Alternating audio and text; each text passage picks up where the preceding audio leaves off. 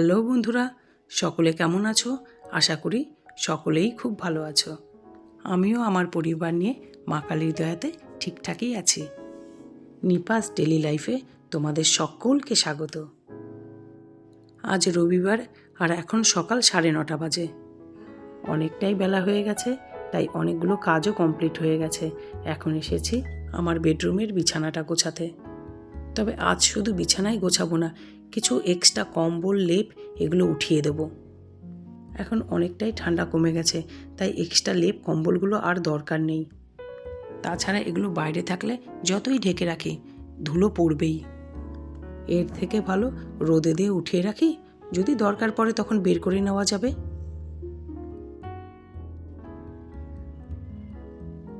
একটু ঠান্ডা কম হতেই রোদ্দুরের কি তাপ বেড়ে গেছে। তবে আমার এই ওয়েদারটা খুব ভাল লাগে, না বেশি ঠান্ডা না বেশি গরম। খুব ঠান্ডা আমার একদম ভাল লাগে না, আর খুব বেশি গরমও ভাল লাগে না। আর তাছাড়া গরমকালে এই এলাকাতে না একটু জলের কষ্ট হয়ে যায়, ওই জন্য গরমটা তো একদমই ভাল লাগে না। আধ শুকনো জামা কাপড়গুলো সব মেলে রেখেছিলাম 3তলাতে, শুকিয়ে গেছে। ছাদে যখন উঠেছি সব জামা কাপড়গুলো নিচে নিয়ে যাব, তারপর সময় মতো ভাঁজ করে রাখবো। এই যে 3তলার ছোট্ট রুমটা দেখছো, এই রুমটা না আমাদের আগে ঠাকুর ঘর ছিল। আর ওই বেদিতে ঠাকুর বসানো থাকতো, আর পুরো দেওয়ালগুলোতে ঠাকুরের ছবি থাকতো। এই বইগুলোও সব ঠাকুরের, আর কিছু কিছু ঠাকুরের বাসনও রয়েছে। নিচে যখন মন্দির করা হলো তখন সব ঠাকুর নিচে শিফট করা হলো। তারপর আমি এই রুমটাকে এইভাবে গুছিয়ে রেখেছি। এখন আর এই রুমটা অতটাও কাজে লাগে না, ওই আমি টুকটাক জামা কাপড় মেলতে আসি আর পরিষ্কার করি, ব্যাস।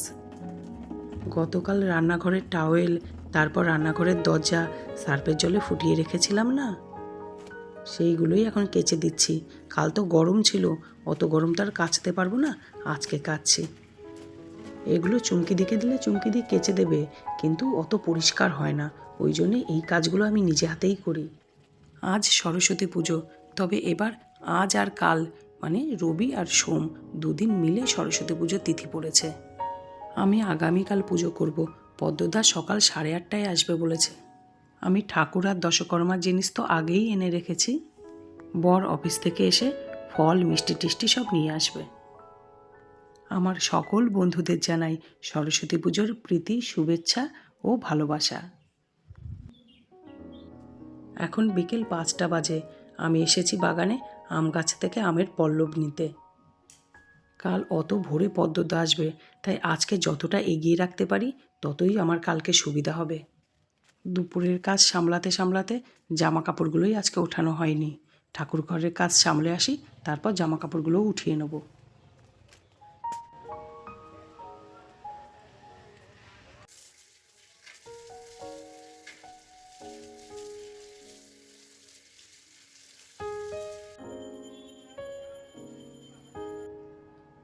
এই দেখো গত বছরের ঠাকুরটা, এই গোটা 1 বছর এই ঠাকুরটাকেই পুজো করছিলাম।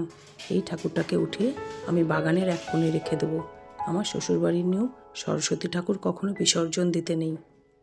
আমি বিয়ের পর থেকেই দেখেছি ঠাকুমা, শাশুড়ি মা কখনো মনসা ঠাকুর, সরস্বতী ঠাকুর বিসর্জন দিতেন না, বাগানের এক কোণে রেখে দিতেন।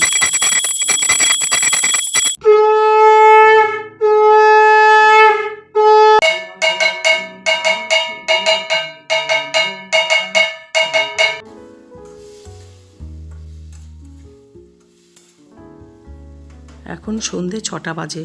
আমি ঠাকুরঘর থেকে সোজা চলে এসেছি রান্নাঘরে। কাল বোন যে 2টো বেগুন দিয়েছিল তার একটা কেটেছি, দেখো কি সুন্দর, কি কচি, এক ফোঁটাও বীজ নেই, আর খেতে খুব ভাল লাগে। আজ দুপুরে আমি অল্প করে রান্না করেছিলাম, কারণ রাতে একটু খিচুড়ি করব তাই। অনুভাদি আজকে সরস্বতী পুজো করছে। প্রতি বছরের মতো আমাকে আর মেয়েকে অনুভাদি নিমন্ত্রণ করেছে। অনুভাদি প্রতি বছর আমাদের সকলকে নেমন্তন্ন করে, কিন্তু আমার কখনো যাওয়া হয়নি। এবছর আমি কথা দিয়েছি যে আমি যাব সরস্বতী পুজোতে। মেয়েটা যেতে পারবে না, ওর কি কাজ পড়ে গেছে, কিন্তু আমি যাব। আমি যে কথা দিয়ে রেখেছি আগে থেকে, আর আমার ইচ্ছেও করছে যেতে। অনুভাদি বাড়িতে খিচুড়ি তরকারি প্রসাদে করেছে। আর আমার বরটা না খিচুড়ি খেতে খুব ভালোবাসে, বিশেষ করে প্রসাদের। আমি ওখানে খিচুড়ি খাবো আর আমার বরটা খাবে না, তাই ওর জন্য খিচুড়ি করে রাখছি। এমনিতে আমার শ্বশুরবাড়িতে খিচুড়ির নিয়ম নেই। আমার শ্বশুরবাড়ির নিয়ম হলো জোড়া ইলিশ রান্না, সেটা কালকে করব। কারণ জোড়া ইলিশ পুজোর দিনই রান্না করতে হয়। আমি খুব বেশি নিয়মকানুন তো পারি না, তবে আমি শাশুড়ি মা আর ঠাকুমার কাছ থেকে যেটুকু শিখেছি চেষ্টা করি সেটুকু পুরোটাই করার। আমি যে কটা পুজো ঠাকুমা আর শাশুড়ি মায়ের কাছ থেকে পেয়েছি সে কটা প্রত্যেকটাই চেষ্টা করি করার, তবে এক্সট্রা কিছু অ্যাড করি না। যেমন ধরো, সব পুজো করলেও আমি কখনো নীল ষষ্ঠী করি না। ঠাকুমা আর শাশুড়ি মা দুজনের একজনও নীল পুজো করতেন না, তাই আমাকেও নীল পুজো দেননি। ওনারা যখন কখনো এই পুজো করেননি, তাই আমিও জোর করে করি না। আমার একটা মাত্র সন্তান, জোর করে কিছু করার কি দরকার বলো? ঠাকুরকে শুধু মনে মনে বলি, আমার মেয়েটাকে ভালো রেখো, সুস্থ রেখো, আর যেমনটি সাদাসিধা আছে তেমনটিই করে রেখো।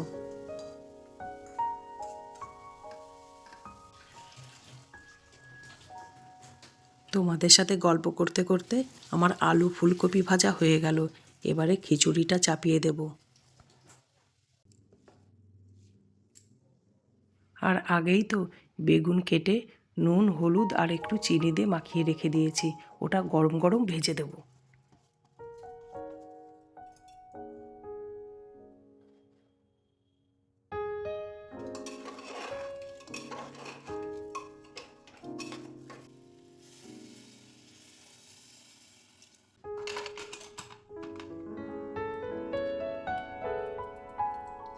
গতকাল যখন পনির রান্না করেছিলাম তখন কয়েক টুকরো পনির উঠিয়ে রেখেছিলাম। ওই পনিরটাকেই এখন একটু নুন হলুদ দিয়ে ভেজে রেখে দিই, খিচুড়ির সাথে ভালো লাগবে খেতে।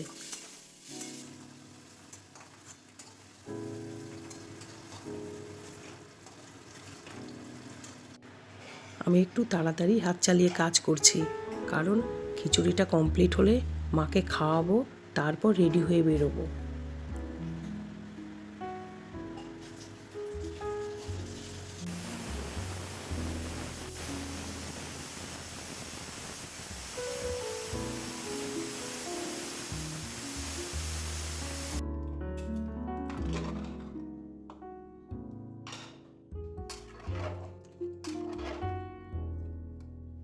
খিচুড়ি পুরো রেডি হয়ে গেছে। ঘি দেওয়ার আগে মায়ের জন্য একটু উঠিয়ে রাখছি। প্রথমে একটু চিনি দিলাম, তারপর দিচ্ছি কাঠিয়ার থেকে লাকিদির আনা ঘিটা। এত সুন্দর ঘিটা না, যে কোনো রান্নাতে দিলে রান্নার টেস্ট একদম দ্বিগুণ হয়ে যাচ্ছে, আর তেমনি সুন্দর গন্ধ। এবারে মাকে আগে খাওয়াবো, তারপর রেডি হব। আমি পুরো রেডি হয়ে গেছি। আজকে নরকুট্টিদা নেই, নরকুট্টিদার অন্য একটা ভাড়া আছে, তবে রাস্তায় বেরোতেই টোটো পেয়ে গেছি। আর 5-7 মিনিটের মধ্যেই আমি অনুভাদির বাড়ি পৌঁছে গেছি। আমি এই প্রথম অনুভাদির বাড়ি সরস্বতী পুজোতে এলাম। কি মিষ্টি একটা পুজো, কি মিষ্টি আয়োজন। আমার এত ভাল লেগেছে, এত অপূর্ব লেগেছে, আমি বলে বোঝাতে পারবো না। কি সুন্দর করে অনুভাদি আর সবুজ সাজিয়েছে, চারিদিকে গাছ, কি সুন্দর উপরে একটা ঝাড়বাতি দিয়েছে। আর ঠাকুরটা যে কি সুন্দর হয়েছে কি বলবো। সবুজ যে এনাকে কি করে বিসর্জন দেবে জানি না।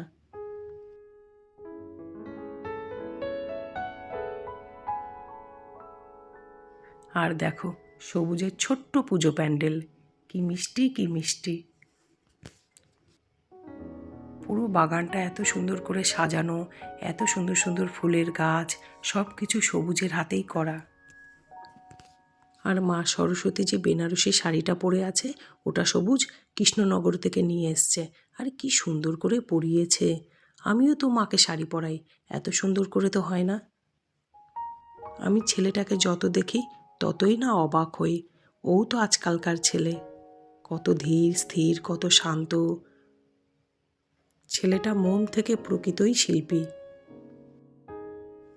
আর আমি সব সময় একটা কথা বলি যে সব সময় বিশাল কিছু বড় কিছুতেই আনন্দ আছে তা নয়, নিজের ঘরে নিজের সাধ্যের মধ্যেও আনন্দ আছে। আনন্দ করার, ভালো থাকার মন চাই, ইচ্ছে চাই।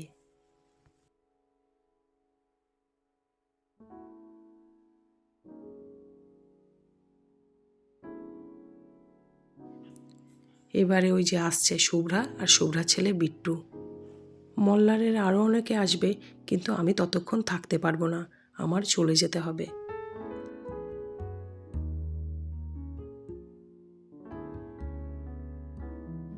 আর এখন পুরুত মশাই চলে এসেছে মাকে সন্ধ্যা আরতি করতে।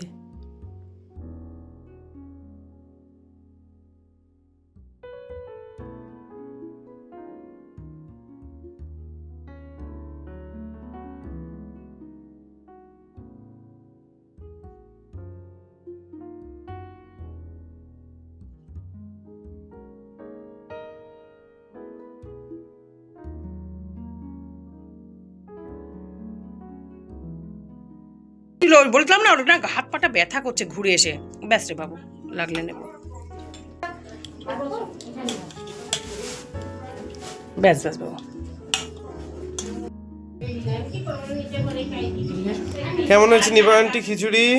অপূর্ব হয়েছে। ভালো লাগছে? ঝাল টাল বেশি হয়নি তো? একদম না, ঠিক ঠিক দারুণ হয়েছে। যেমন তোর পুজো তেমনি তোর প্রসাদ। এই প্রথমবার আসলে তুমি? এবার থেকে প্রতি বছর আসবো, একদম কথা দিয়ে গেলাম। ভেঙে মোর ঘরের চাবি নিয়ে যাবে কি ওই শাড়িটা কালকে তাড়াতাড়ি করে যাবো দাদার ওখানে। সবুজ কালার আমারও আছে, কোথায় অবস্থা যা হয়ে আছে। এবার মোল্লারে তো শাড়ি শাড়ি এতগুলো বিয়ে বেঁধেছে, সবাই তোর বিয়ে বাড়িতে সব থেকে বেশি সেজেছি আমি সুপার। একদম খুব সুন্দর লাগছিল, হ্যাঁ খুব সুন্দর লাগছিল। বাবা, ওই রিলটা আমার শুনলি 1200, 1300, 1400। আসি রে সবুজ, কি ভালো লাগলো। Tata tata tata. আবার এসো। এবারে বাড়ি ফেরার পালা। খুব ভাল লাগলো, খুব আনন্দ করলাম, আর কথা দিয়ে এলাম প্রতি বছর আসব। আর যেতে যেতে সবাই ভালো থাকবে, সুস্থ থাকবে, আর সব সময় হাসি খুশি থাকবে। বাই।